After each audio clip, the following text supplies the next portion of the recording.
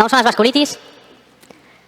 Lo difícil de las preguntas del MIR de vasculitis es saber que estamos ante una pregunta de vasculitis. Pero si logramos identificar la pregunta y sabemos que estamos ante una vasculitis, sabiendo una característica de cada una, las contestamos todas. Entonces lo complicado va a ser orientar la pregunta hacia una vasculitis. Y tenemos que orientarla porque vamos a tener una inflamación y una lesión de los vasos sanguíneos y vamos a tener afectación de múltiples sistemas. O sea, paciente con un cuadro clínico raro, con afectación de múltiples cosas, tenéis que sospechar que estamos ante una vasculitis.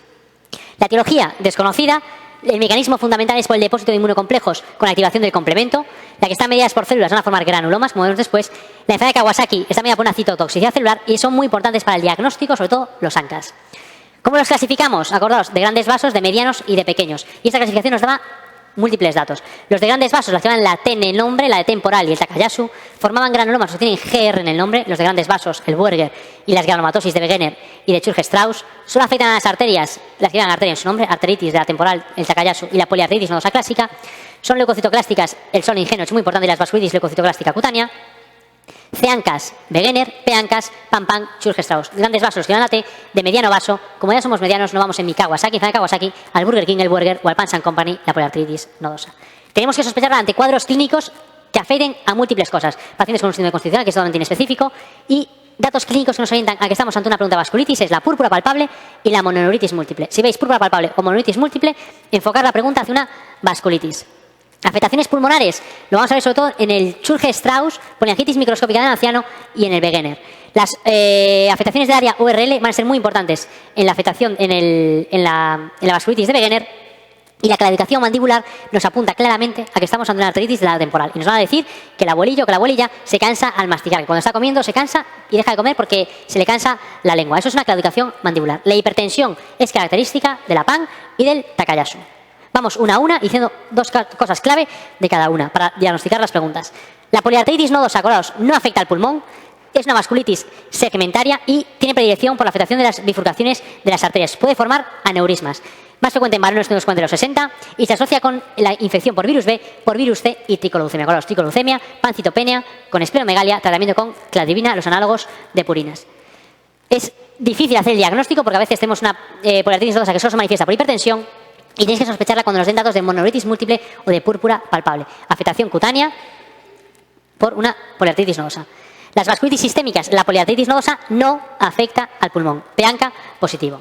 Diagnóstico, pues lo vamos a hacer con datos clínicos de P-ANCAs positivos, pero solo son positivos en el 30% de los pacientes, y el diagnóstico de confirmación nos lo da la biopsia. Pero cuando tiene un carácter segmentario, a lo mejor damos 3 biopsias y nos da negativo. Entonces, ante alta sospecha diagnóstica con biopsia negativa, pedimos una angiografía selectiva abdominal y vamos a ver los microaneurismas en prácticamente todos los pacientes. Las biopsias de inicio superficiales. Solo se hace biopsia profunda, o sea, biopsia de pulmón de inicio en el Wegener. La poliangitis nodosa y en el Church-Strauss, biopsias superficiales. Tratamiento, corticoides y si no controlamos, ciclofosfamida. Ante un paciente con poliarteritis nodosa que no afecta al pulmón, la prueba diagnóstica que tiene mayor rendimiento, la biopsia. Como no está aquí, la arteriografía abdominal. La poliangitis microscópica pues es como una poliarteritis nodosa, pero será en gente más anciana y sí que se afecta al pulmón. Afectación de los pequeños vasos, vamos a tener leucocitoclastia, las lesiones van a estar en el mismo estadio evolutivo y nos van a dar datos de afectación pulmonar y de afectación renal. En los P-ANCAs son positivos en prácticamente todos los pacientes, el 90% de los pacientes. Tratamiento, corticoides y si no controlamos, ciclofosfamida. Paciente de 75 años, hipertenso, que presenta una púrpura palpable. Automáticamente, si veis púrpura palpable, mononeuritis, tenéis que sospechar una vasculitis. Fallo renal, antimiloporoxiasa positivos, o sea, P-ANCAs positivos, hematuria, proteinuria, infiltrado bilateral pulmonar, no es una poliarteritis nodosa, es una poliangitis microscópica del anciano. O sea, aquí nos dicen C-ANCAs positivos y estamos ante una enfermedad de Wegener. Ante cualquier vasculitis que nos hablen de afectación pulmonar con eosinófilos, eosinofilia, asma, atopia, siempre va a ser un Church-Strauss.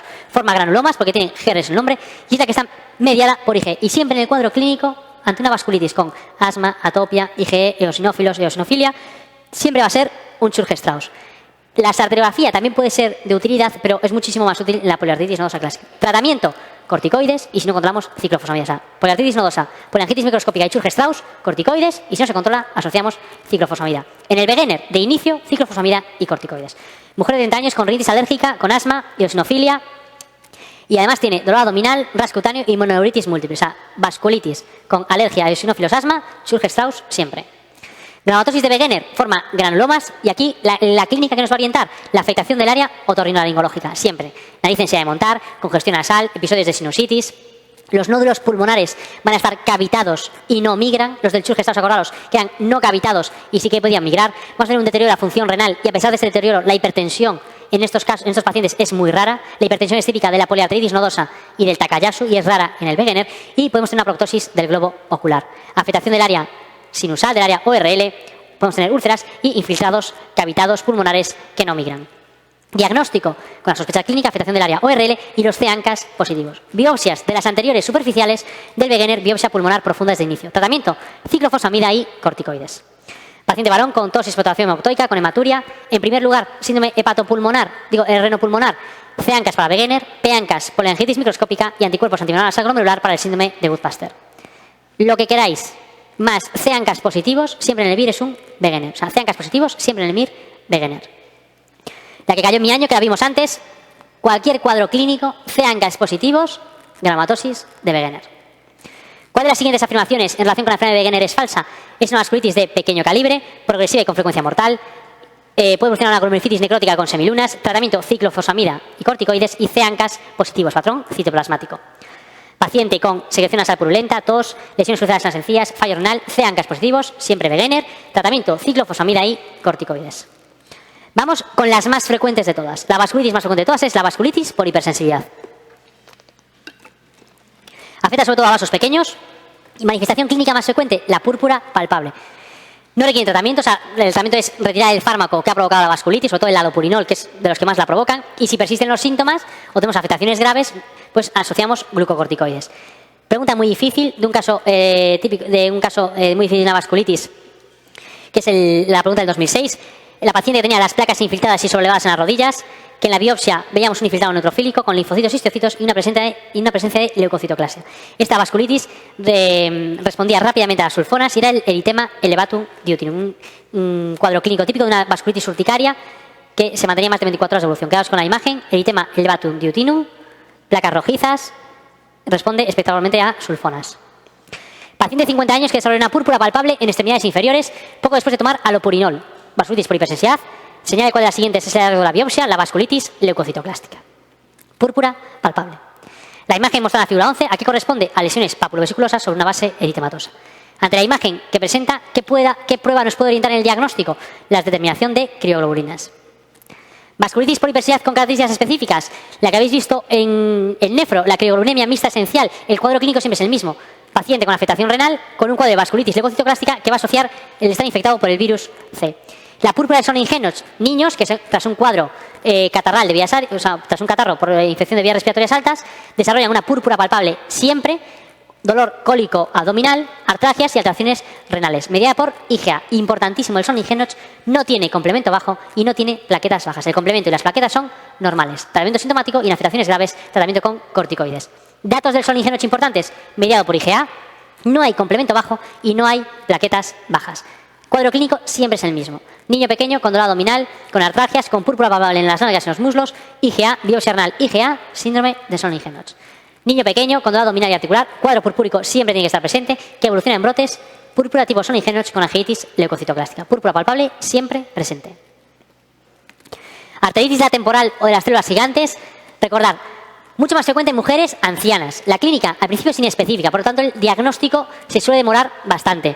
¿Qué nos tiene que hacer sospechar que estamos ante una arteritis de la temporal? Pues una exploración de la arteria temporal anormal, o sea que esté endurecida, la claudicación mandibular y la asociación también con polimialgia reumática. En casos de amaurosis fugas tenemos que dar tratamiento aún en ausencia de diagnóstico. O sea, alteraciones graves, pérdida de visión, tratamiento enérgico con corticoides a dosis altas aún en ausencia del diagnóstico.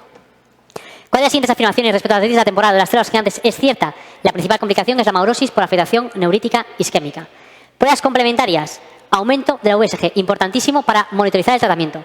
Aumento de la gamma GT y la fosfatasa sanguínea hepática, más de una anemia de trastornos crónicos y una biopsia que puede estar alterada pero de manera segmentaria. O sea, las biopsias pueden ser normales al igual que en la poliarteritis nodosa. Tratamiento muy importante, corticoides a dosis alta. Ante la duda, tratamiento. Ante amaurosis fugas, tratamiento. Paciente de 80 años con cefalea hemicraneal, con claudicación al masticar. Primer estudio que pedimos ante una sospecha de una artritis de Horton, hemograma, VSG, bioquímica sérica rutinaria. Varón con amaurosis fugas, con polimialgia reumática, con cefalea orocraneal, sospechamos una artritis de Horton con amaurosis fugas. Tratamiento agresivo con corticoides. VSG elevada, hemoglobina baja, fosfatasa alcalina elevada. Artritis de las células gigantes, pregunta muy difícil. ¿Cuál suele estar menos alterado? Vamos a tener anemia y hierro sólico bastante disminuido, alteraciones en las alfa-2 globulinas y la velocidad de segmentación globular aumentada. El raconto de los leucocitos se suele alterar raramente en artritis de las células gigantes. Frase literal del Farreras: pacientes con artritis de la temporal que se toman corticoides a dosis altas, hay que asociar calcio 1000 miligramos al día, vitamina D 800 unidades al día y bifosfonatos para prevenir la osteoporosis por los corticoides.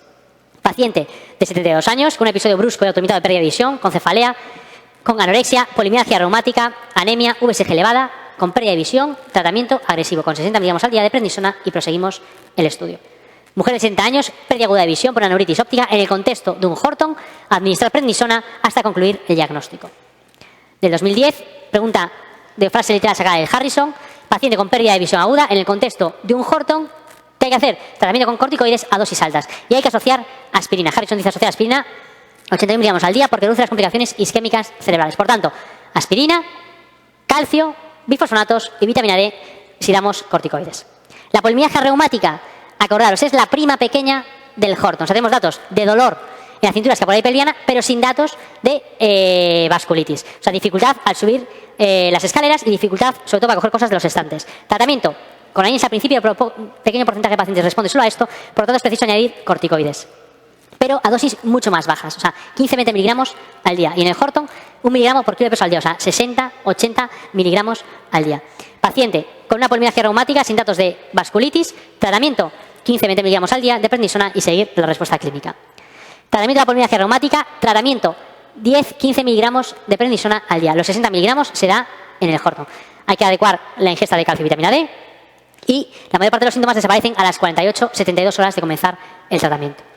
Arteritis de Takayasu, típica de mujeres jóvenes, sobre todo orientales. En el MIR, cuando veamos una pregunta de una mujer joven con alteraciones vasculares, tenéis que sospechar o un síndrome antifosfolipídico o un Takayasu. Y nos apunta que estamos ante un Takayasu cuando nos van a hablar de claudicación de los miembros superiores, con diferencias de tensiones arteriales en el brazo derecho del brazo izquierdo, o si la enfermedad está muy pasada, porque tenemos una ausencia de pulsos digitales distales. Tratamiento, prednisona y la cirugía derivativa, como son grandes vasos, sí que es útil. Mujer de 35 años, fiebre, pérdida de peso, artralgias, anorexia, inespecífico, accidente cerebrovascular isquémico. Hasta aquí tenemos que sospechar un síndrome antifosfolipídico o un Takayasu. Y aquí nos dicen que tiene discrepancia de presión arterial, disminución marcada de pulsos en miembro superior derecho. Pues ya nos orienta a un Takayasu. Acude al servicio de urgencias una mujer de 28 años con una hemiparesia derecha de horas de evolución, o antifosfolipídico o Takayasu. Entumecimiento y sensación de cansancio en extremidades superiores. Takayasu. Disminución muy marcada de ambos pulsos radiales. La afectación de las arterias coronarias es infrecuente, es frecuente del Kawasaki. Enfermedad de Kawasaki, vasculitis, típica de niños con afectación cardíaca. Son niños con infartos, es algo rarísimo, tenéis que sospechar un Kawasaki. ¿Qué vamos a ver en la clínica? Pues sobre todo vamos a ver esa conjuntivitis bilateral no supurativa, vamos a ver ese exantema en el tronco, la lengua frambuesada, los labios rojos agrietados y esa descamación en el pulpejo de los dedos de las manos y en el pulpejo de los dedos de los pies. Niño de 2 años, con fiebre elevada de 4 días de evolución, exantema, conjuntivas bilaterales sin secreción, lengua frambuesada, hiperemia faringia, adenopatías laterocervicales rodaderas, síndrome de Kawasaki. Quedaros unas imágenes, el exantema, los labios rojos y esa descamación, síndrome de Kawasaki. ¿Cómo hacemos el diagnóstico? De manera clínica. Se acompaña de picos febriles, la base de la patogénica es una vasculitis y se relaciona con la afectación coronaria. Tratamiento de Kawasaki, inmunoglobulinas intravenosas a dosis altas y dosis elevadas de aspirina. Fiebre, conjuntivitis, las neumopatías cervicales, el exantema en el tronco, las alteraciones orales, lengua frambuesada, los labios rojos agrietados y las alteraciones en las extremidades, esa descamación en el pulpejo de los dedos de las manos y de los pies. ¿De qué se mueren los pacientes con fiebre reumática? Hablaros de la afectación cardíaca. Los del lupus, afectación renal del sistema nervioso y por infecciones. La esclerosis sistémica, afectación pulmonar. La enfermedad mixta del tejido conectivo, como se parece mucho a la esclerosis sistémica, de afectación pulmonar. La dermatomiositis, polimiositis por afectación renal, cardíaca o pulmonar. La poliarteritis nodosa no afecta al pulmón, sobre todo por afectación renal y cardíaca. El Churge-Strauss, afectación cardiopulmonar. El Wegener por afectación renal. El Sony-Ingenuus por afectación renal. El Kawasaki por afectación cardíaca. Y el Besek como vemos después por afectación del sistema nervioso central. La trombogitis obliterante o enfermedad de Buerger, última vasculitis, típica de varones jóvenes, muy fumadores, varones jóvenes orientales. Aquí es la vasculitis que se asocia, que asocia fenómeno de Raynaud. O sea, un Raynaud en contexto de una vasculitis, sospechad un Buerger porque siempre va a ser un Buerger, producida por el tabaco. Tratamiento, supresión del tabaco. Muy característica del Buerger en la fase aguda, en la anatomía patológica, los microabscesos. Eso es muy característico del Buerger. La fase crónica se parece mucho a la arteriopatía normal. Hombre de 38 años con claudicación intermitente al caminar y con fenómeno de Raynaud, testosterona, tromboangitis obliterante o enfermedad de Buerger. Tratamiento más efectivo en los pacientes con enfermedad de Buerger, la abstención del tabaco. Ante una artritis segmentaria con inflamación aguda y crónica con formación de trombos que en la fase aguda presenta microabscesos, si veis una AP de una artritis con microabscesos, siempre es un Buerger, es lo característico y específico de esta enfermedad.